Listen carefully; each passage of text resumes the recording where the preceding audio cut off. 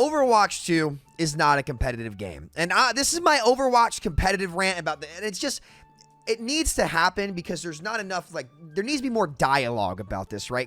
Listen, I do like Aaron Keller. I've had my moments where they frustrate me to no end. I do think he's a good dude, and I do think he means what he says when they want Overwatch 2 to be the most competitive hero shooter out there on the market. But if they want Overwatch 2 to be the most competitive hero shooter out in the market, there's a lot of things that they have to change, and I'm just going to go in and rant about it today. So let's start with the chat ban system, okay? The chat ban system, the new automated system they have, has been a complete failure in terms of what it's meant to achieve. And now, this is not me trying to flame them or anything when I say this, right? A lot of these things are trial and error. They're experiments. I'm a science guy, right? Sometimes you can make a hypothesis and then you end up being wrong. And then you have to change your claims or what your goals are based on the results. And this chat ban system has made Overwatch the most unserious, uncompetitive game ever, and it is drastically, not ever, that's an exaggeration, sorry. It's made the game completely unserious and less competitive than even the Overwatch 1 days where the game was dead and abandoned. Here's why. Let me explain why, okay?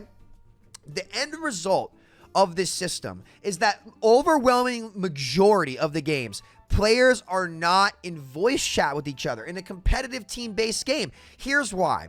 The only people that are still in voice chat are the people who are still finding ways to make alt accounts and Smurf accounts, saying whatever they want, and those people don't care if they get banned because they're just going to go make another account. But you have lifelong players who have been playing on their main accounts for years, and those accounts are getting banned for just talking in a competitive manner to people. Like, look at Derpy, for example. Like, guys, competitive environments, Blizzard, people are going to butt heads. You should not be banning people for butting heads. You should be banning people who use slurs, who say, things that are just too far for the game. That's you need to start banning people. But Derpy getting banned permanently for spamming how should not be bannable.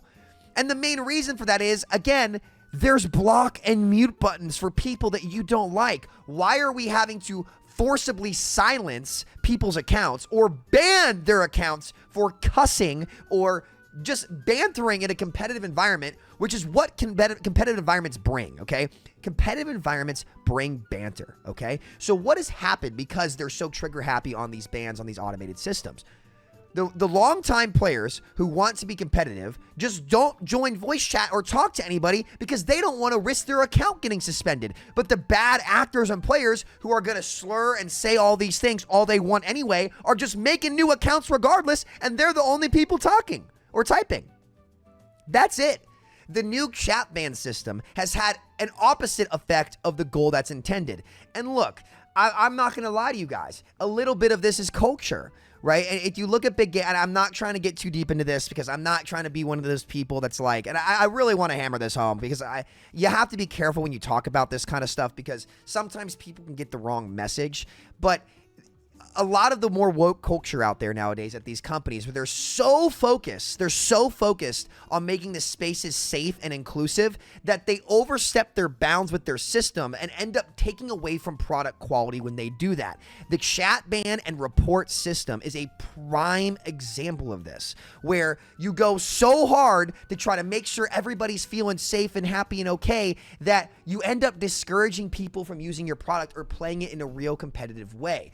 I understand the system being more strict in quick play. That kind of makes sense because look, most of the quick play players, you're on after work. You don't want to have somebody freaking screaming at you. You're playing quick play. It's not that deep, right? But when you're playing competitive, the restrictions need to be looser. There is no reason at all to ban or mute accounts who are bantering, talking trash, or most of the time, to be honest with you, just talking to their teammates trying to win the game in a competitive environment. Because ultimately, in an online gaming environment, especially where you're not having face-to-face interaction, that comes with the territory. It does. So you're faced with a choice. Do you actually want people competing, trying in ranked, or do you want to have this system that the bad actors are bypassing anyway by making new accounts, and it forces your longtime players, even if they're a high endorse level, can still get reported and banned? In my opinion, if you have a higher endorse level, this could be a solution if they don't want to redo the whole system.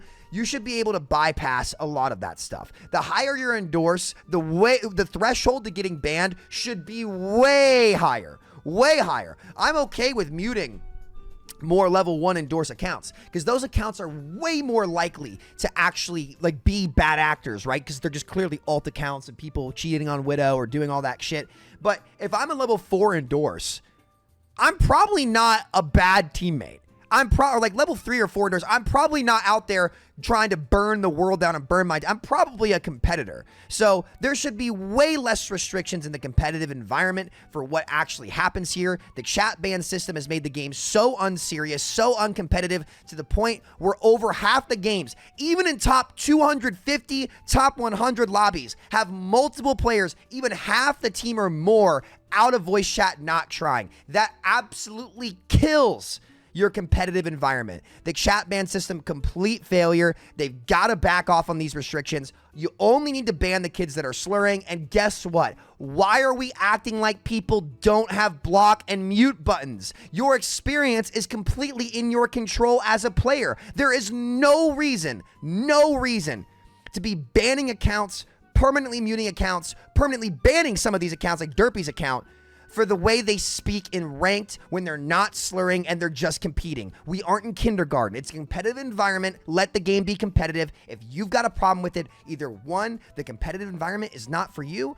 or 2, block or mute somebody. It's not hard. I'm so tired of people being drama queens on the internet and acting like there's nothing they can do when somebody says something mean to them. You can block them, mute them, and if they slurred, report them. If they type a slur, it should be a fucking insta-ban. I don't know how that's not the case. I don't know. But again, Aaron, if you want people to take the game seriously, you have to take it seriously and actually prioritize creating a competitive environment over a safe space. And it's just, I'm sorry, it doesn't work. Number 2, some of these role passives, man. I mean, the game has become about denial. And I'm going to play a clip right now of me double dinking a baby diva who has the tank passive, and she survives a double Kiriko dink. This is inexcusable. I'm back soon. You almost have pulse. They have no mech. And no nade eater. Cast on me inside. You can go, baby. I'm teaming with you. We're gonna win this. I can't go baby right now. Fucking dashless last one. Baby one, I double headshot her. She got the fucking tank passive. I hate this game! Aaron, why does Baby Diva have the tank passive? She's Baby fucking Diva! This is not how you create a competitive game. When everything becomes about denial and stalling and stalemates and less about playmaking and more about surviving, you take away what makes the game fun. Like, having players passively get rewarded when they should get punished is the exact same thing that took away the beauty of Overwatch 1. That's what the immortalities and double shield comp did in Overwatch 1.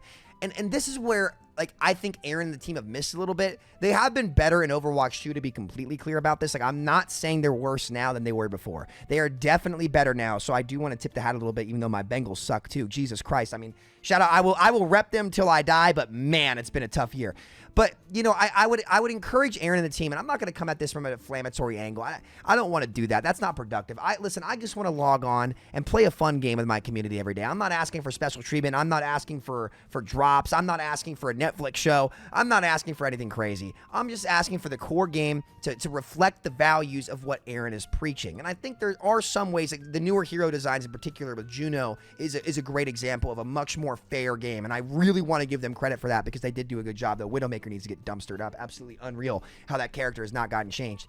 But these passives have got to go. They've got to go. Everything except the healing passive has to go. Passive value is not competitive. If we wanted passive value, I would go play Raid Shadow Legends, which I do love, by the way. I fuck with Raid Shadow Legends. I have 550 hours of Raid Shadow Legends. And I know you might call me crazy. I've had a lot of fun with Raid Shadow Legends. That's not even an ad. I have 550. Wait, let me see how many hours I have on Raid Shadow Legends. Hold on. This might be embarrassing. Well, it's closer to 600. We're not going to talk about that. Look, get these passives out. Out. If they were good, we would know by now. But there is no reason that heroes like Bob should have the DPS and tank passive. No reason. There's no reason Baby Diva should get headshot reduction. There's no reason all of these things should just passively deny things. Like, a ton of the things that happen in Overwatch now, if it's supposed to be a competitive first-person shooter, should not come from passive value. It should have to come from players being proactive and doing something. That mechanical draw to a first-person shooter game is what makes these games fun, rewarding, and most importantly, competitive. But Overwatch, as time has gone on in Overwatch 2, has continued to double and triple down on passive value. To give them credit, they did not add pickable passives. Thank God. It just doesn't work in a competitive mode. I think it works great in like that arcade mode they did, which big hit. Great job on that. I think they should keep doing stuff like that. Those modes are cool. But the competitive mode and competitive environment needs love. It needs love. And it's not getting the love it deserves right now. It's really not. Super tanks and heroes not being relative to each other are anti-competitive.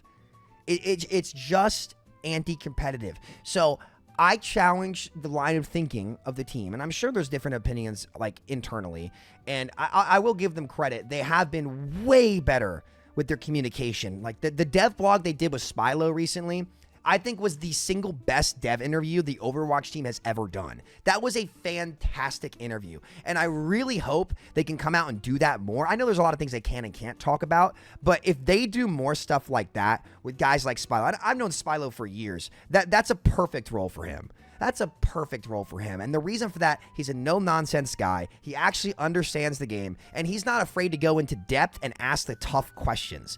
That's what the devs need more of from the Overwatch community. Unfortunately, a lot of the creators have kind of just checked out. It really sucks. And that, again, it's a lot of that comes from a lot of the things that I've mentioned. You know, it's hard to invest in the game, and it's close. And to be fair, it is easy fixes. Like, these things could get addressed pretty quickly, and I hope that they do that. But, man, they've got to do a better job of making value be more proactive, nerf these super tanks. These passives are ridiculous. Baby Diva having tank passive is ridiculous. Tanks passively not giving you ult charge is ridiculous. So I hope to see a lot of these things changed. I like Aaron coming out and saying that, hey, we want to be the most competitive hero shooter out there. I think that's a great goal to have. But if you want to be the most competitive hero shooter out there, you've got to address this report system. You've got to take these passives out of the game, and you've got to make these characters more relative to each other, because that enables more playmaking for every role in the game. So when your tank dies, the fight's not just over, okay? That's the best thing that they can do. And I hope that somebody at Blizzard sees this video and considers some of these points, especially, I would say, the chat ban system. I think that's because when it comes to game design, that can get really tricky, right? Game design can get really tricky when you're trying to do some of this stuff, especially in the 5v5 format. They're a little bit boxed in on that stuff, but the chat ban system is an external system that can be improved upon pretty easily, and it's really clear that that system did not achieve its goals. It's actually, like, if your chat system is so aggressive and inaccurate that it alienates people from playing or contributing to the environment or wanting to directly engage in the environment, then your system has overstepped its bounds. I want to hammer that one home more than anything. The chat ban system is making the game so uncompetitive that players don't invest at all, and it hasn't stopped the bad actors because those kids don't care anyway. So look, mute people if you don't like what they're saying. It takes one button to mute them. That's it. Other than that, it should be free to go. Because guess what? Marvel Rivals is not going to be banning people like that. They're just not. That's the nature of these games. It's not sunshines and rainbows in the competitive environment. If you want, like, the competitive environment, if it's truly competitive and catering to that nature, it's not a safe space. It's a competitive space. And sometimes you're going to hear things that you don't like. And you got to deal with that if you want to play competitive. And if you really don't like it, you can fucking mute somebody. It ain't hard. You shouldn't be punishing people to the point where players are too scared to join voice chat to talk, because then the game won't get played. So yeah, I hope that helps. That's my Overwatch is not competitive rant. I think Aaron is saying the right things, and like where they want it to end up is the right place. But a couple of these systems that they put in Overwatch 2 have taken it away from that goal instead of towards it. That's my opinion. Let me know what you guys think down in the comments. Thank you so much for watching my competitive rant. See y'all next time. Take care. Peace out. See ya.